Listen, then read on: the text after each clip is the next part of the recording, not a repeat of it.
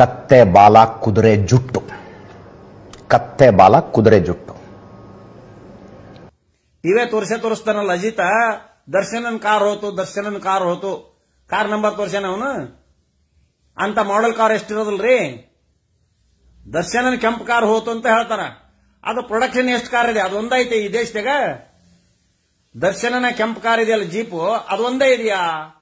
ಈಗ ದರ್ಶನನ್ ಕಾರ್ ಹೋಗಿದ್ ನೋಡಿದ್ರಿ, ಅದು ದರ್ಶನನ್ ಕಾರ್ ಅಂತ ನಂಬರ್ ತೋರಿಸಿದ್ಯಾ ಅಜಿತ್ ಹನುಮಕ್ಕನವರ? ನಿನಗೆ ಪ್ರಶ್ನೆ ಕೇಳೋದು.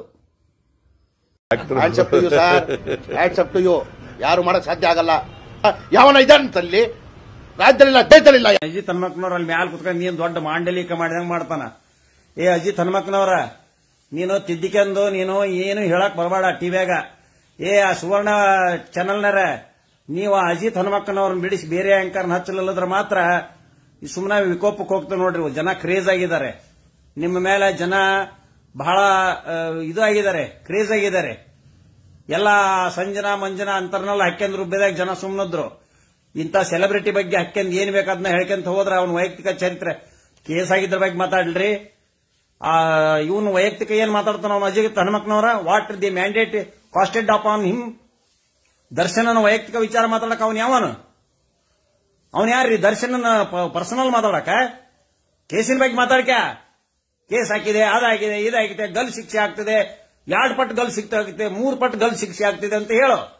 ಸಂಗೊಳ್ಳಿ ರಾಯಣ್ಣದಾಗ ಅಲ್ಲ ಗಲ್ ಶಿಕ್ಷೆ ಆಗ್ಬಿಟ್ಟಿದೆ ದರ್ಶನ್ಗೆ. ದರ್ಶನ ಸಂಗೊಳ್ಳಿ ರಾಯಣ್ಣದಾಗ ಬ್ರಿಟಿಷರು ನೇಣು ಹಾಕಿದ್ದಾರೆ, ಸತ್ತುದಾನೆ. ಈಗ ಇನ್ನೊಮ್ಮೆ ನೇಣು ಹಾಕಲಿ ನಮ್ಮ ಸರ್ಕಾರ, ನಮ್ಮ ಸುಪ್ರೀಂ ಕೋರ್ಟ್ ಬಿಟ್ಟ ಹೋಗಿ ಅಲ್ಲಿ ನೇಣು ಇನ್ನೊಮ್ಮೆ ಹಾಕಲಿ ದರ್ಶನ್ಗೆ.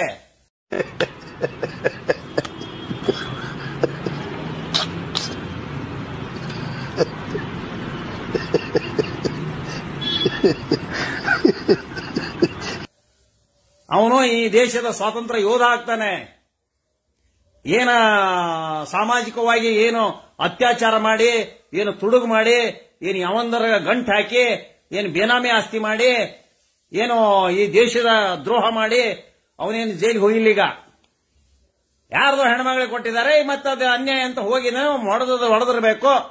ಹೊಡೆದಾನಂತ ನಾನು ಅಡ್ಮಿಟ್ ಮಾಡೋದಲ್ಲ, ಹೊಡೆದಿರಬೇಕು.